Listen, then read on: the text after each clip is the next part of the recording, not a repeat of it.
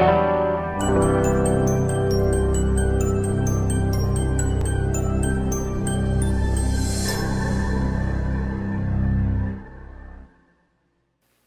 vou te convidar para abrir a Bíblia comigo, 2 Coríntios, capítulo 12, do versículo 1 ao 10º versículo. Aqui a palavra de Deus nos fala da seguinte forma: se é necessário que me glorie, ainda que não convém, passarei as visões e revelações do Senhor. Conheço um homem em Cristo que há 14 anos foi arrebatado até ao terceiro céu. Se no corpo ou fora do corpo, não sei, Deus o sabe. E sei que tal homem, se no corpo ou fora do corpo, não sei, Deus o sabe, foi arrebatado ao paraíso e ouviu palavras inefáveis, as quais não é lícito ao homem referir. De tal coisa me gloriarei, não porém de mim mesmo, salvo nas minhas fraquezas.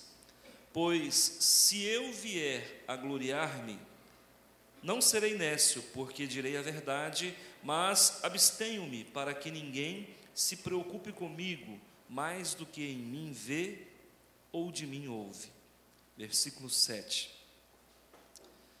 E para que não me ensoberbecesse com a grandeza das revelações, foi-me posto um espinho na carne, mensageiro de Satanás, para me esbofetear, a fim de que não me exalte.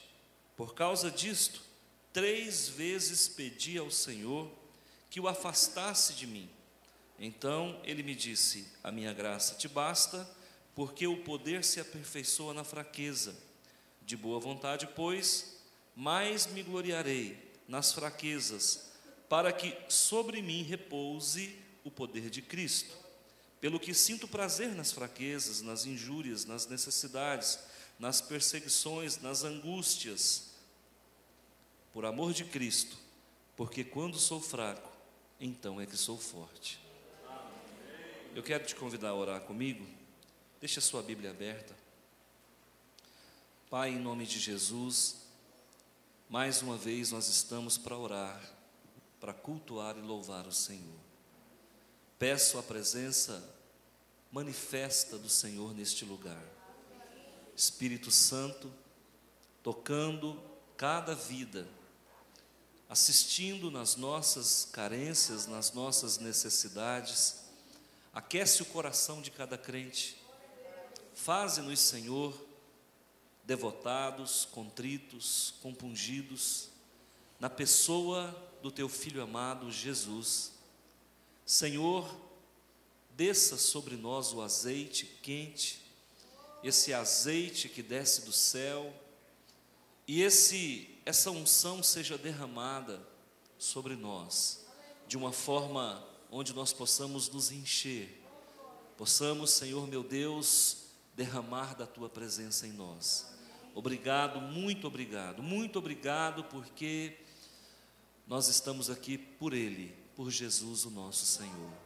Abençoa a todos, amém. Olha, irmãos, a nossa igreja, a Igreja Batista, ao contrário do que muita gente possa pensar, a Igreja Batista não é uma igreja reformada. As igrejas reformadas nasceram no período pós-Lutero. Houve focos de reformadores na Suíça, na Alemanha, em vários lugares, a partir do século XVI. Nós entendemos que a origem da Igreja Batista é antes disso. Há evidências de que os batistas são uma continuação de um movimento que caminhou paralelo à Igreja Imperial Romana e que foi muito perseguida pela igreja, que são chamados os anabatistas. Então, há evidências de que nós somos descendentes dos anabatistas. E há evidências de que nós somos descendentes mesmo lá daqueles seguidores apostólicos de Jesus Então nós, sem orgulho nenhum, eu quero deixar bem claro que creio na seriedade da nossa igreja, mas não é comum, pelo menos nessa igreja não tem sido, a pregação sobre graça. A gente fala pouco sobre graça. Normalmente os reformados falam mais sobre isso. Mas eu quero falar hoje sobre a graça. E eu quero falar sobre a suficiência da graça. Nós temos, para classificar, nós temos dois tipos de graça. Nós temos uma graça que é geral, que vem de Deus para toda a humanidade, e essa graça se expressa na luz do sol, no oxigênio que a gente respira, na água que bebemos. É o amor de Deus dando condições de vida para o justo e para o injusto. Essa graça, nós chamamos ela de graça geral. Deus amou o mundo, na sua graça geral, Ele amou o mundo de tal maneira, e nós precisamos entender isso. Deus amou o asiático, Deus amou o africano e ama até hoje o europeu, o americano, o oriental, o ocidental. Isso nós chamamos de graça geral. Você joga uma semente no chão, meses depois você tem uma planta, anos depois você tem uma árvore e depois frutos. Isso é resultado da graça geral.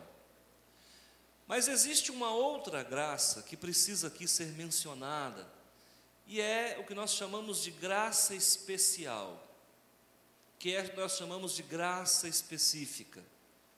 Para você entender, então, eu vou continuar o versículo. Porque Deus amou o mundo de tal maneira, graça geral, que deu o seu Filho unigênito, graça especial. A partir do momento em que você aceita Jesus e recebe Ele, introjeta esse Cristo dentro de você, você passa a ter direito a um segundo nível de graça, e agora esse segundo nível de graça, ele não vai mais se expressar apenas nas leis da natureza.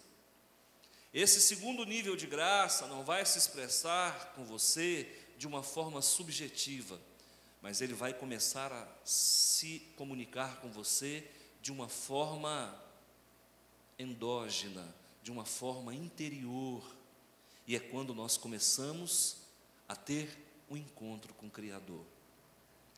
Das coisas que eu já vi no mundo, já vi muita coisa. E uma das que mais me chamou a atenção, e que tem me chamado, é quando o pecador se encontra com o Criador. É quando a criatura se encontra com o seu Criador. Paulo aqui relata algo sobrenatural. Então, Paulo está me dando o direito de fazer alguns relatos aqui, você concorda? Porque Paulo fala assim, conheço um homem em Cristo que há 14 anos foi arrebatado até ao terceiro céu. Vocês concordam comigo que isso é sobrenatural? Sim. Então não estou forçando, né? A hermenêutica é clara. Se é necessário que me glorie, ainda que não convém, versículo 1, passarei as visões e as revelações. Então ele está relatando um quadro sobrenatural que supostamente aconteceu com ele. Então, se Paulo está falando de algo sobrenatural, eu me sinto bastante em casa para também falar com vocês de algo sobrenatural. Semana passada, eu estava aqui nesse quarto no fundo de oração, luz apagada, sozinho, não tinha mais ninguém aqui, eu estava sozinho, já estava escuro, e eu resolvi continuar ali por um tempo. Não foi fácil a oração, mas em um dado momento aconteceu algo que naquele momento valeu por toda a espera. Uma luz não muito forte, uma luz que se destacava no meio da escuridão, e ela tinha um raio de ação não muito grande, talvez 2 ou 3 metros, mas ela estava sobre mim, e eu estava prostrado. E eu comecei a observar essa luz, e ao mesmo tempo que eu orava, eu me regozijava no Senhor, aquilo me alimentava, me dava uma sensação de que não estava só, que eu não precisava ter medo. Ao mesmo tempo, essa luz se comunicava comigo numa completude, de forma que todas as minhas fragilidades eram todas resolvidas ali naquele momento. Depois dessa luz, depois de um certo tempo, é sobrenatural, e o sobrenatural a gente não tem muito como explicar, não tem paralelo. E eu ali prostrado, ali deitado, né, com o rosto em terra, e eu falando com Deus e vendo a luz, com os olhos, que eu vou fazer igual Paulo agora, não sei se os olhos da carne ou fora da carne, mas de repente essa luz sai desse plano e ela desce e se coloca ao meu lado esquerdo. Aí foi forte, mas também não tive medo, quero deixar bem claro para os irmãos que não tive. Aí aquela presença começa a me envolver de uma forma mais clara, mais forte, e naquele momento, Deus me deu um discernimento da criatura se encontrando com o Criador. E eu, enquanto orava, enquanto olhava, observava aquela luminosidade ao meu lado, uma distância não muito próxima, talvez como daqui na parede, eu pensava como será o nosso encontro com o Pai lá na eternidade. E aí eu comecei a conjecturar da seguinte forma: primeiro, esse encontro não vai ser a meia distância, porque na hora que eu ver Jesus, eu vou pular nos pés dele e vou segurar e falar: agora o Senhor não me escapa mais, porque aqui Ele está conosco, mas haverá um dia que nós estaremos com Ele, correto? Naquele momento eu falei: gente, lá quando eu tiver esse encontro com Ele, não vai ser numa penumbra, não vai ser uma luz com pouca claridade, mas vai ser radiante como o sol do meio-dia. Então, o momento em que a gente se encontra com o Criador é uma revelação, é um ato sobrenatural. Eu estou relatando um momento de intimidade minha com o Senhor, e eu sei que você já teve também vários, mas isso é graça especial. É quando você tem a liberdade, o privilégio, quando te é facultado o direito de estar face a face com o teu Deus. É bem verdade que eu não estive face a face com Ele, Ele esteve sempre ao meu lado, ou em cima, ou no mesmo plano, ou na vertical ou na horizontal, mas Ele esteve no mesmo plano, embora eu não pudesse ver aquela luz frente a frente. E eu ali pensei: quando será que eu poderei olhar essa luz face a face? Ainda não me foi permitido, acho que não estou pronto para isso, mas uma coisa ficou no meu coração: hoje o meu Deus, Ele não é um Deus genérico. O meu Deus não é um Deus que se relaciona comigo através de intermediários que comeram arroz e feijão como eu. O Deus que se relaciona comigo, Ele me nutre de todas as minhas necessidades, provê para mim todos os recursos emocionais, físicos, materiais, espirituais, e Ele consegue tornar a minha vida satisfatória para mim mesmo. Porque uma das coisas terríveis da vida é quando a vida que a gente vive, ela não tem qualidade de vida nem para nós que a vivemos. E nós encontramos crentes assim, que não conseguem passar do primeiro céu. Paulo foi ao terceiro céu. Eu sei que esse terceiro céu está nas distâncias longínquas da eternidade. E eu pergunto: quando é que nós, nesse relacionamento com o Pai, com o Filho, teremos talvez o privilégio nessa vida de sairmos do corpo? E o que eu acho interessante, irmãos, é que Paulo não explora isso aqui. Ele diz: olha, não sei se no corpo ou fora do corpo, olha, se é uma sensibilidade de transporte, se isso é uma clarividência, se isso é um processo de viagem astral, Paulo não entra nisso, porque para nós isso não é relevante. O sobrenatural não tem paralelo, e nós não vamos conseguir criar um glossário para definir de forma clara o que são sobrenaturais de Deus. Então isso para nós não é relevante. Tem gente aí que fica dando nome. Não, o importante é que ele esteve junto de Deus, e o que ele recebeu lá foi tão grande, mas tão grande, que ele não pode nem falar na carne, primeiro, porque vai com certeza impactar demais. Ele não quis colocar. É como se Deus dissesse: olha, o que eu te falo sela, o mundo não pode saber.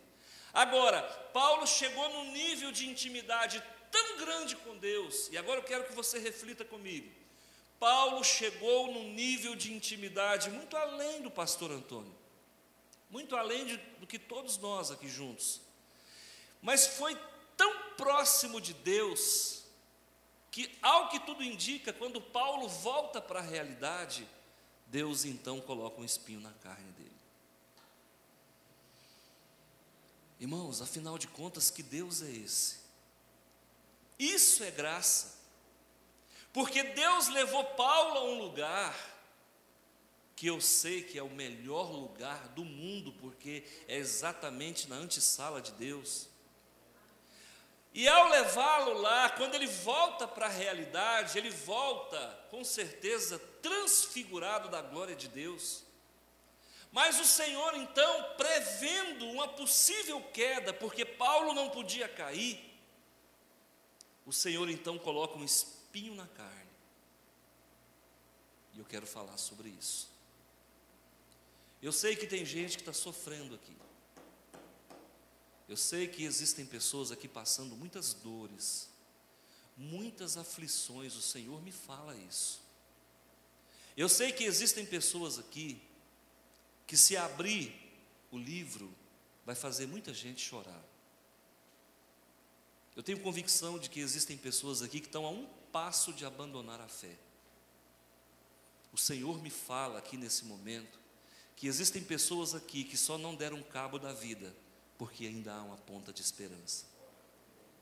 Existem dores na alma que rasgam o peito. Existem opróbrios, e eu quero que você saiba o que é um opróbrio.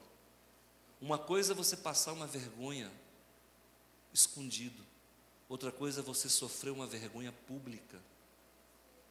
Irmãos, quando você é envergonhado publicamente, a vontade que você tem é de mudar daquele lugar, a vontade que você tem é de às vezes nem existir mais, porque nós vamos achar pouca gente que nos ama, nós vamos achar muita gente que nos julga. E eu vou falar para vocês, o povo de Deus, o povo crente, é o único exército que larga seus feridos pelo caminho.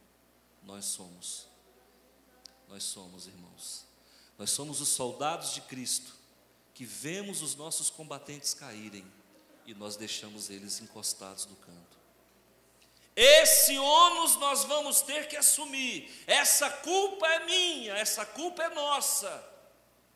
Nós sabemos que existem pessoas sofrendo, e muitas vezes nos comprazemos nisso, de uma forma bem velada. Pecado para as nossas vidas, ladrão de graça para a nossa espiritualidade. E o Senhor me deu essa palavra agora, ali. Eu estaria falando num outro texto de Pedro, mas não sentia paz. E eu falava, não é isso que Deus quer que eu fale. Eu falava, Senhor, mas não vem nada no meu coração, como que eu vou? E o Senhor disse, depois de muito ficar sentado olhando para a Bíblia, os meus olhos bateram nesse texto, e Ele me disse, fale sobre o meu amor. Porque você não sabe amar, eu sei amar. E você que veio com o coração sangrando, prepara, porque hoje o Senhor vai te dar um coração novo. Você que veio aqui machucado, ferido, arrebentado, um farrapo humano, prepara, levanta a cabeça que o Senhor vai te reerguer. O Senhor vai te colocar num lugar espaçoso, vai te elevar sobre a rocha e vai te fazer vencedor. E aqueles que balançam a cabeça quando você passa, vão ter que te olhar nos olhos. Ele me diz isso e eu digo para você na íntegra o que ele está me dizendo. Hoje ele quer ter um encontro com algumas pessoas aqui. É o encontro do Criador com a criatura. E no final dessa pregação você vai levantar com tanta segurança que foi com você que Deus falou, que o milagre vai se completar. E o milagre só acontece na nossa vida quando ele acontece na nossa espiritualidade. E ele só acontece na nossa vida quando ele acontece na nossa mente. Então é preciso que você receba essa palavra, e é preciso que essa palavra emplaque dentro de você, porque ela, ao entrar em você, ela vai ser uma espada que vai rasgar toda a tua dor, jogar esse pus que está dentro, vai limpar o teu coração e vai te fazer de novo uma nova criatura. O Senhor me fala que tem gente baleado aqui dentro. O Senhor me fala que tem gente que está sangrando, e enquanto anda o sangue pinga, e o sangue fica deixando marcas pelo caminho. Talvez você que não está passando por dor nenhuma, nem entenda o que eu estou falando. Mas o Senhor manda dizer essa palavra hoje, porque hoje é o dia da transfusão, hoje é o dia do transplante de coração, e hoje é o dia de um renovo que há muito você esperava por ele. Quando a graça de Deus nos alcança, irmãos, verdade verdadeira da vontade de morrer e partir para a glória. Quando a graça de Deus nos alcança, irmãos, quem está ao nosso lado é de só menos importância, porque aí a comunicação com o Eterno, ela é verticalizada num piscar de olhos. Irmãos, pela graça e pela fé e pela unção que o Senhor está derramando aqui, eu seria capaz de flutuar, porque eu sinto a imanência desse Deus que me ama a ponto de me projetar sobre os meus problemas. Problema tem peso. O homem é formado de corpo e espírito. O corpo volta ao pó, o espírito vai para Deus. E sabe por que a gente sofre muito? É porque a gente vive no nível da matéria. E quando nós vivemos no nível da matéria, nós ficamos enroscados nos problemas. Mas quando passamos a ter uma visão espiritual, nós passamos a flutuar, a andar sobre as águas, a ver o mar abrir. Se tem uma coisa que o maligno gosta, é de envergonhar publicamente os filhos de Deus.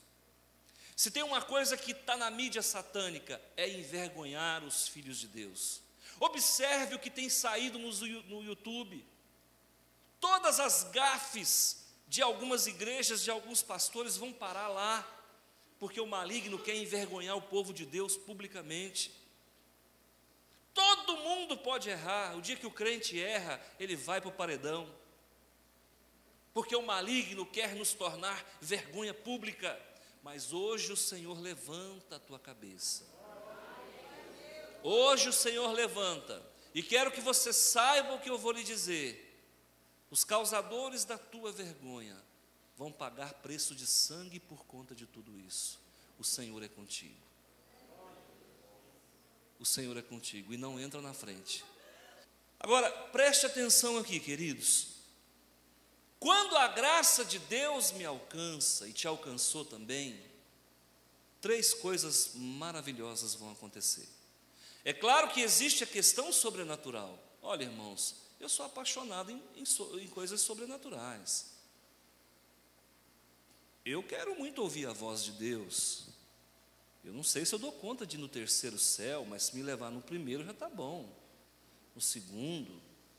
Eu não sei se eu teria condições de ir a locais longínquos na presença do Senhor, nem sei se tenho santidade para isso. Esse homem era apóstolo. Agora, importa para nós a segunda parte da pregação. E a pergunta que eu faço para a igreja é: você tem se relacionado intimamente com Jesus? Você tem realmente recebido Ele todo dia como autoridade única na sua vida? A partir do momento em que você se encontrou com Ele, você tem percebido que mesmo que você passe por altos e baixos, você continua de fé em fé? Quando nós estamos mergulhados nesse amor de Deus, primeira coisa, está lá no versículo 7. Foi-me posto um espinho na carne. Quando nós estamos mergulhados na graça de Deus, nós suportamos os espinhos. Quando eu me converti, existia uma música que questionava. A música dizia o seguinte: Senhor, eu entendo os cravos, eu entendo a cruz, mas eu não entendo os espinhos. Por que tiveram que colocar uma coroa de espinhos na cabeça de Jesus? E hoje o Senhor te responde por quê. Porque quando nós estamos ligados a Ele, nós suportamos os espinhos. Só Ele te faz suportar os espinhos. E quem é que não tem um espinho na carne? Quem que não tem um espinho no casamento? Quem que não tem um espinho na saúde? Quem que não tem um espinho na espiritualidade? Quem que não tem um espinho nas finanças? Quem não tem, irmãos? E aqui surge uma grande pergunta.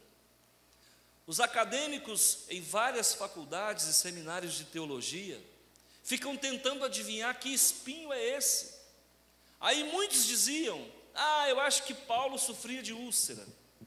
Não, eu acho que Paulo tinha um demônio que atormentava ele. Outros, mais satânicos, diziam: não, eu acho que Paulo era homossexual e ele lutava com essa carnalidade na vida dele. Outros falavam: não, era um demônio que ficava toda noite atormentando Paulo. Ninguém sabe o que é, irmãos, e também não é relevante para nós. O que seja ou deixa de ser, isso para nós não tem importância. O importante é que seja qual for o espinho da tua carne e da tua vida, se você estiver mergulhado na graça do Senhor, esse espinho não vai te causar maiores danos.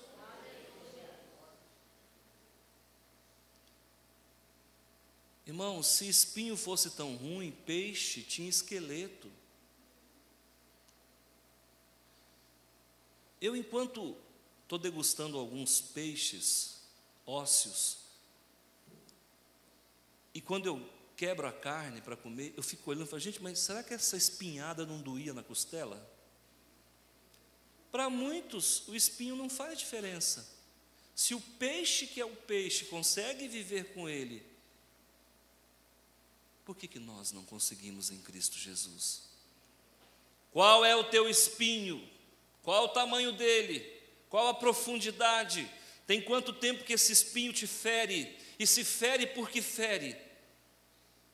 Isola. Eu tenho aprendido a fazer algumas coisas. Irmãos, no pastoreio, ou nós pastores, aprendemos a lidar com os problemas, ou a gente não permanece no ministério. Deus me deu uma estratégia que eu tenho usado ela. Se é 100% certo, ou se não é 100% certo, vou fazer igual Paulo, eu não sei, mas que tem funcionado, tem. Quando alguma coisa me fere, eu pego aquela coisa e coloco num cantinho, que eu não sei aonde está, mas na minha mente eu consigo fazer isso.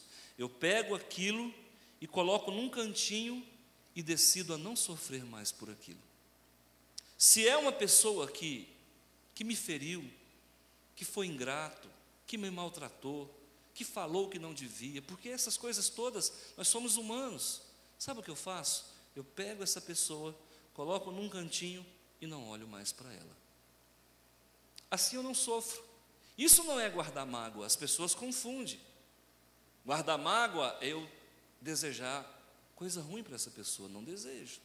Mas eu criei um mecanismo para não sofrer. Aí eu não cito o nome da pessoa. Se ela me vem à mente, eu mudo o pensamento. Se alguma palavra dela me vem, eu não vou deixar aquilo ficar me furando. Eu não fico maquinando se eu encontrar com ela o que eu vou falar ou deixar de falar, porque na verdade eu não vou me encontrar com ela. Se eu a ver na rua, bom dia, boa tarde, graça e paz, e cada um segue seu caminho. Então, irmãos, o que é melhor? Eu fazer isso ou eu ficar maquinando ressentimento, mágoa, decepção, tristeza? Isso pode não resolver de imediato, porque haverá um dia que o Senhor vai colocar as pessoas de frente. E o tempo, irmãos, apesar de curar queijo, ajuda a curar ferida. Quem é de Jesus e está na graça, aguenta espinho. Paulo aguentou espinho durante muito tempo. Amém? Primeiro ponto, quem está na graça suporta os espinhos. 2, versículo 8. Por causa disto, 3 vezes pedi ao Senhor que o afastasse de mim.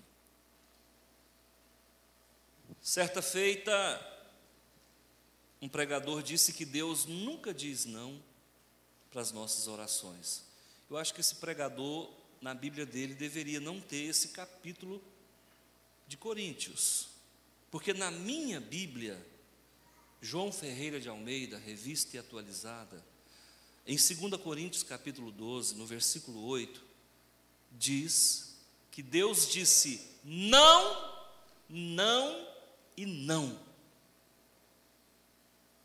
Para quem?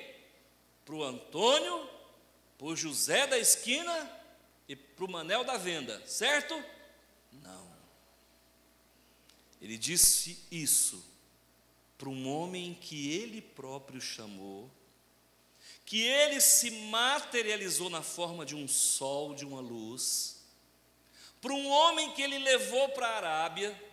Durante 3 anos o Espírito Santo ensinou para esse homem, para um homem que tinha poder, se é que eu assim posso dizer, de subir ao 3º céu, um homem que levou o Evangelho para o Brasil, porque para chegar no Brasil passou por Roma, e ele levou para Roma, um homem que era tão especial, mas tão especial, que escreveu pelo menos 13 cartas, que se tornaram 13 livros dos 27 do Novo Testamento, e se Hebreus for dele, 14 cartas. Deus não disse não para você, Deus disse não para ele. Então ponha a tua barba de molho, porque ele não é refém das nossas vontades, dos nossos desejos. Quem está na graça sabe ouvir não de Deus. Quem está na graça sabe ouvir não de Deus 1, 2, 3, 10 vezes. Se você não aprender a ouvir não de Deus, você não vai aprender a ouvir não do seu pastor, do seu pai, da sua mãe, do seu patrão. Eu vou dizer não para você de vez em quando, e você não vai poder me odiar por isso, porque muitos nãos que eu disser para você, é a boca de Deus falando ao teu coração. Quando você me julgar, você vai estar julgando aquele que me mandou falar. Então, queridos, quem está vivendo em amor, quem está namorando com Jesus, não está nem aí para o não, irmão. A minha graça te basta, é bem assim. Não se turbe o vosso coração, crede no Pai, crede também em mim. Vou para junto dele, para que onde eu esteja, estejais vós também. Vou preparar-vos um lugar. Eu quero saber da suíte que me aguarda. Eu quero saber das bodas do Cordeiro. Eu quero saber dos que foram antes de mim, que aguardam a minha chegada. Eu quero saber que lá para onde eu vou, irmão, não tem mais trevas. E eu não vou ter que ficar 1h30 para falar com Ele. Ele estará ao alcance dos meus olhos. Muda tudo, muda tudo. E a gente fica na mesquinhez da vida. Sabe, essa vida nossa, irmãos, a gente muitas vezes é calçado com tapeira. E o Deus Todo-Poderoso nos quer enxergando de todos os lados. Há algum tempo atrás eu estava na chácara, e lá tem uma cachoeira. Oramos lá há mais de 7 anos. E orando naquela chácara, eu sentei no meio das pedras, e a água passava por ali, e eu ali, ilhado no meio daquela cachoeira, um barulhão de cachoeira, coisa linda. E eu ali falando com o Pai, de olhos bem fechadinhos. Enquanto eu orava, eu percebi, na luz do dia, isso é impossível. Enquanto eu orava, eu percebi que um vulto se aproximava. Eu abri os olhos, era minha filha que estava na minha frente, do meu lado. Naquele dia o Senhor me fez enxergar que o Espírito também enxerga, que mesmo com os olhos fechados, nós temos percepção física e espiritual para enxergar. 3. Quando nós estamos vivendo na graça especial, numa comunicação entre o Criador e a criatura, versículo 10, pelo que sinto prazer nas fraquezas. Olha o que o Paulo está dizendo. Sinto prazer na fraqueza, sinto prazer na injúria, nas necessidades, nas perseguições, nas angústias. As coisas de Deus se fazem loucura para o mundo. O que você diria de alguém que vai chegar para você e dizer assim: como eu sinto prazer nessa diabetes? Ou vem em mim diabetes? Não, irmãos, dá para sentir prazer num trem desse? Paulo está dizendo que tem prazer no sofrimento. Paulo está dizendo que tem prazer na calúnia. Paulo está dizendo que tem prazer na angústia. Tem prazer na depressão. Tem prazer na vergonha.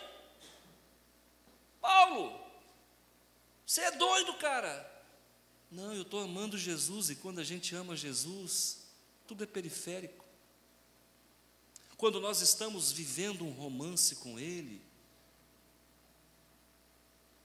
que importa se falam mal de mim? Que diferença faz? Quando eu estou vivendo uma vida de intimidade com o Pai, não vai me faltar nada, porque eu tenho oxigênio, eu tenho o arroz e o feijão, e o que passar disso é luxo. Você percebe que a gente acaba morrendo como se nunca tivesse vivido? E muitos fazem isso porque nunca se encontraram com o Criador. Vão partir para a eternidade sem conhecer o eterno. Mas Jesus nos dá esse privilégio. Conheça a Deus e prossiga em conhecê-lo. Oséias fala sobre isso. Hoje eu conheço um pouquinho mais desse Deus. E eu disse na última pregação, a gente fala assim: ai pastor, eu sou uma pessoa de pouca fé. Glória a Deus, porque a dúvida faz parte da construção de um grande herói na fé. Você quer um homem mais fraco do que Abraão? Irmãos, quem falou para Abraão que a mulher dele ia ficar grávida não foi eu não, porque se fosse eu, ele podia falar: esse pastorzinho aí não sabe de nada não. Quem falou foi o próprio pai. Ele duvidou, não foi de mim não. Abraão falava com Deus, e eu acho que Deus se apresentava para Abraão, não era como uma luz fosca não. Eu acho que Deus se apresentava para Abraão como um resplendor e glória bem diferente. E esse resplendor e essa glória disse para Abraão: olha, eu vou te dar um filho, o filho da promessa. Esse homem ficou 25 anos duvidando de Deus, fazendo test drive com Deus. Será que vai? Será que não vai? E num desses test drive com a empregada, deu o que deu. Eu não sei qual o tamanho da sua dúvida. Quanto maior for a sua dúvida, maior será a sua fé no dia que você se encontrar com Ele. E às vezes ele está assim, ó. Eis que estou à porta e bato. Eu quero ceiar contigo. Você não tem tempo. Você vive correndo. Você está querendo ficar rico. Você está querendo ficar famoso. E Deus não tem isso para nós às vezes. O que Deus quer de nós é coisa simples. Ele quer nos fechar num quarto, chegar perto de você e dizer: eu te amo tanto. Eu te amo tanto. E só esse amor é suficiente para te fazer feliz. Você não precisa do carro novo. Você anda de carro novo porque você é snob. Você não precisa de andar com a roupa de marca. Queridos, eu não sei se você já teve encontro com Jesus. Eu quero te fazer um convite. Você que está sangrando, decepcionado com a vida, vontade de morrer, vontade de sumir, vontade de mudar de Rio Verde, você que foi envergonhado publicamente, que teve o teu nome na boca de todas as fifis fofocas de Rio Verde, você que às vezes tem andado de cabeça baixa,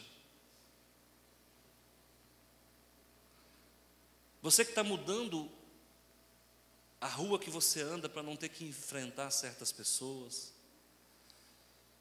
é com você que Deus fala. Quero que você feche os olhos. E hoje, o Senhor disponibiliza a teu favor uma unção de restituição, para que os teus dias sejam renovados, para que a sua fé seja restaurada, e para que a vergonha que você passou, a mutilação, seja recompensada. O nosso Deus é um Deus que recompensa em vida. E hoje é o dia do salário para você. Hoje é o dia que o Senhor vai fazer o teu pagamento. Você vai sair daqui com o bolso cheio, cheio de esperança, de crédito, de autoridade, de alegria, de motivação, porque amanhã, ainda esta semana, você vai sentir a diferença por conta dessa palavra. Eu ministro sobre a tua vida em Cristo Jesus tempos novos, tempos de restituição, tempos de alegria, tempos de renovo. Deixa Deus fazer a obra na tua vida. Fecha os seus olhos. Senhor Jesus, ainda não entendo o espinho, mas se o mesmo faz parte da tua cruz, aleluia. Eu quero falar com você. Tem espinho espetando você, fica de pé. Fica de pé. Se nós não pudermos tirar o espinho, nós vamos anestesiar o local. Se você não tem tido suas orações respondidas, fica de pé, porque o Senhor vai derramar mais graça na tua vida. Se você tem sido afligido, se você tem sido caluniado, se você tem sido abandonado, desprezado, envergonhado, se as pessoas estão tentando pisar na tua cabeça, fica de pé, pela fé, fica de pé e deixa Deus fazer uma obra na tua vida. Eu ministro sobre a tua vida hoje uma unção nova. Faz-me em Cristo outra vez, faz-me em Cristo outra vez, ser mais que vencedor.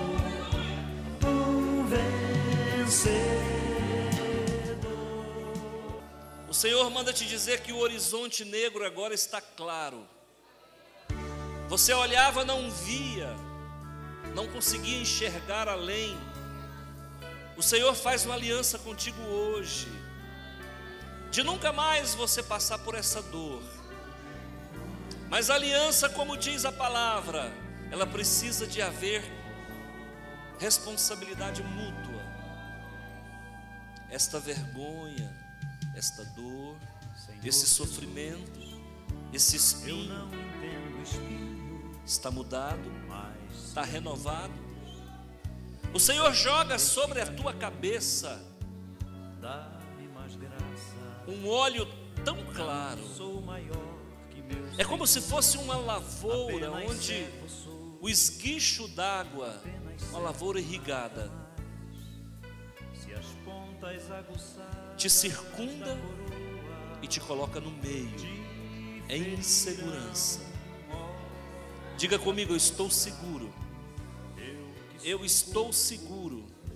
parte do teu Nova vida, nova unção, devo reclamar. restituição, fim da dor, Dá-me mais graça. graça, Senhor. Dá-me mais Dá-me graça, Senhor.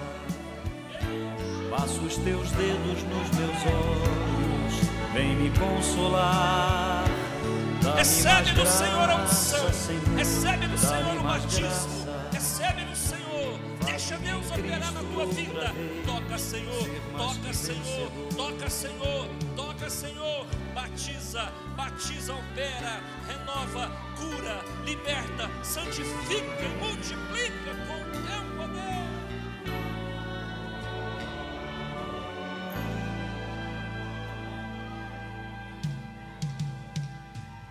Senhor Jesus, ainda não entendo o espinho, mas se o mesmo faz parte da tua cruz, eu o aceito.